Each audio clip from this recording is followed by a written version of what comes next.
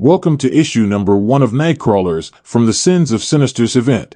This issue opens 10 years into Mr. Sinister's rule, with the spirit of variance in the former Sanctum Sanctorum, which is now located in New Essex.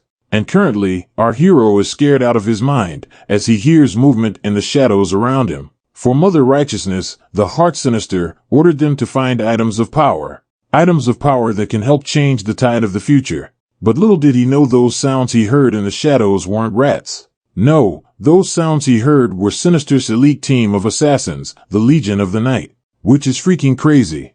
Because this Legion is made up of Nightcrawlers that is mixed with many different variants of heroes and villains, which included Spider-Man, X-22, Sabretooth, Pyro, and Domino. So before the spirit of variance knew it, he was surrounded by the entire team. And within seconds the X-22 variant had him dead to rights, as her claws sat inches from his face. But in a burst of power, he was temporarily able to free himself, even if it was for a moment.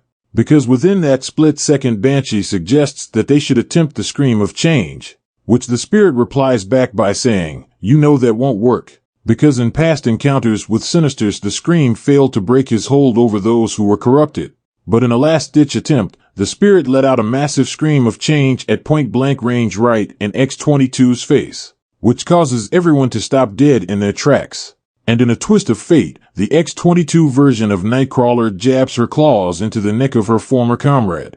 And just like that, the Spider-Man and Domino versions followed suit as they also began to take out the Sabretooth and Pyro versions. So with that said, when the smoke cleared, the spirit of variance stood triumphant with his new legion at his side. Now, following this turn of events, we get some dialogue from the X-22 version stating that they were born in wombs of steel. We have spent our short lives as passengers to the ambitions of a disgusting mind, and that there is such emptiness inside. Please, we need to know, what are we for? What higher purpose do we serve? Now this shows the reader that within each person that is infected with the Sinister's gene is trapped within their own body. So with that said, we skip over to the House of the Fall, which used to be the Summer House, located on the moon, where we see the spirit talking to Mother Righteousness. And the spirit is asking if his findings were good enough for her liking, hoping that she would approve. But that is when Mother Righteousness states that she deals in faith, because hope is a useless currency, as she enters the House of Fall. And within this home was a gathering of minds. Minds of Sinisters. But not just normal Sinisters, no. Because in this house were both Orbis Stellaris, the first chair of the Galactic Rim, and Dr. Stasis, which is the commander of the Orcus forces. Now this is a big deal because these two were not expecting a third guest. Because we find out that Mother Righteousness was not invited. In fact, we find out that they had no idea who she was. In which she fills them in by saying, over the last 10 years she worked on fixing the X gene that was bewitched. And ultimately, due to a few sacrifices, she was able to fix it. Which of course pissed Dr. Stasis off. Because of course, Orcus was behind commissioning that hex. Because through that hex they were able to prevent Sinister from using some of the most dangerous bloodlines like Nightcrawler's genes. So with that information, Dr. Stasis accused her of working for Sinister, which she debunks by removing her mask, revealing the white heart in the center of her forehead.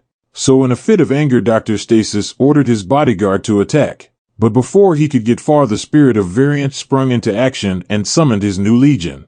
And out of clouds of smoke emerged the Nightcrawler chimeras. And within moments X-22 dispatched the bodyguard as the other two swarmed Dr. Stasis. But surprisingly, he was holding his own as he deployed a string of attacks that held the chimeras at bay, until X-22 delivered the death blow via a claw hidden within her tail. So as he lay dead on the floor, Orbis Stellaris lets it be known that he never really liked Dr. Stasis to begin with, and that he was surprised that she was able to pull it off. But that was when Mother Righteousness cut him off and stated that you wanted him dead, so he is dead.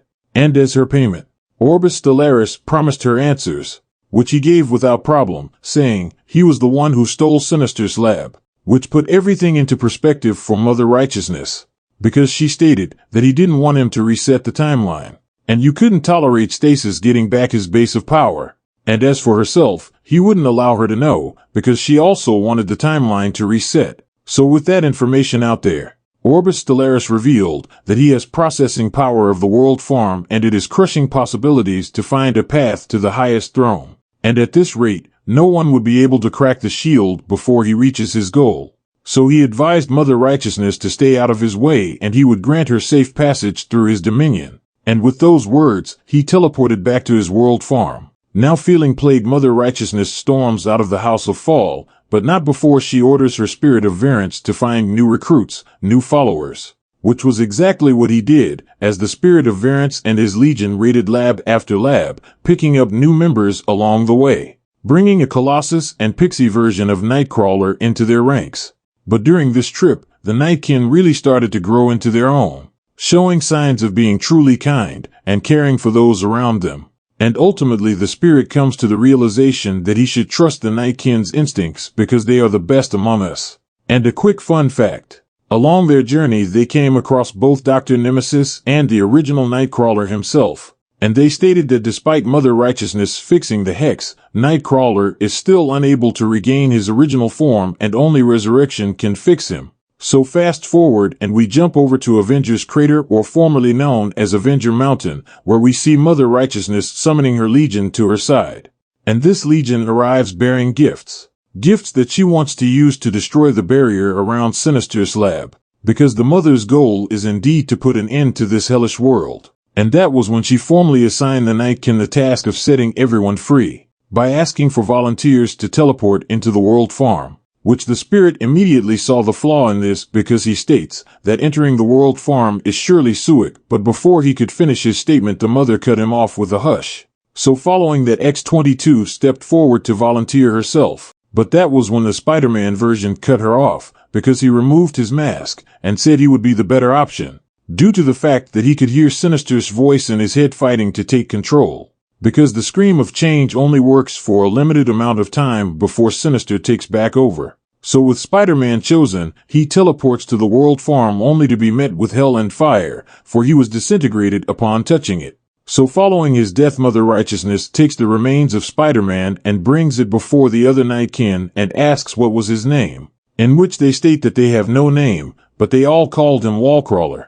Which Mother Righteousness responded by saying, Wallcrawler has returned back to the spark, as she began to repeat his name, which the rest of the Nightkin joined in the chant. So once they were done, she told her followers that Sinister made them into the ultimate killers, but she wants to turn them into holy thieves. And at that moment she renames them the Buccaneers of Light, then order them to go out and find several items that could help open the barrier, which in her words are the instruments of gods.